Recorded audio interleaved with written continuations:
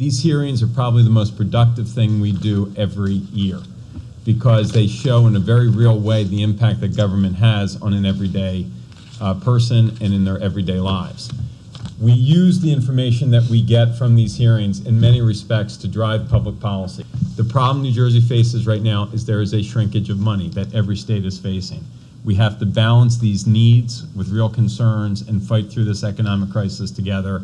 And with that, we look forward to hearing from you on all of your insights so that we can incorporate solutions back into the budget process. This is about helping to identify the problems so that we can find alternatives and solutions together in a bipartisan way. Well, we all know what happened. The governor took our $460,000 worth of surplus. We could have spent that money, but no, we kept that money because we were going to return it to our taxpayers because that's what we do in Merchantville. People who live in residential settings paid for by the state have to contribute 75% of their income to cover their contribution to care. In this budget, it goes up to 100%. And that will leave them with a personal needs allowance of $100 a month. Now, $100 a month for their personal needs, I mean, that's going to put people into poverty. Our job is to make sure that we hear all of the concerns, look for ways on how we might be able to learn from those information or those experiences, and find a way on how we might be able to ensure that these services are either kept or certainly not compromised to the detriment of New Jersey residents. The governor said in his speech that this is a year of pain. He also said that it had to be a shared sacrifice. These hearings give us an indication of whether the governor's formula for shared sacrifice truly is shared.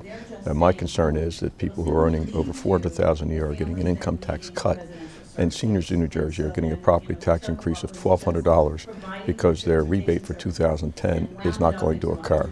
I don't think that's a fair balance, and through these hearings, we're hoping to identify maybe some savings so we can get some of that back. When you talk about the human services aspect and the Department of Developmental Disabilities and the cuts that have been imparted upon them on the Governor Christie's budget, yes, I think it's very important that we hear about some of the challenges and focus about some of the opportunities. What I'm really very pleased about is that these individuals that are coming here today, they're just not coming with their problems, they're coming with solutions.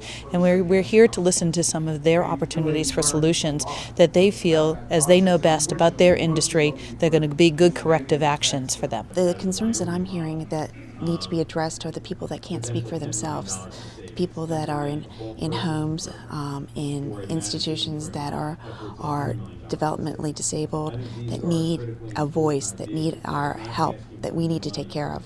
In particular, the conversations that have to do with the mentally disabled. I have great respect for what they do, and I have great respect for what all these organizations do. But this makes me even more sensitive. I thought I was sensitive to begin with. Now I'm even more sensitive to that and the effect that a cut can have on the disabled citizens that live here in New Jersey. We take the testimony and the ideas from the public, rank and file people, our friends, our neighbors, people that live and work with us, go to our churches with us, and work with them today to find alternatives and solutions to the cuts.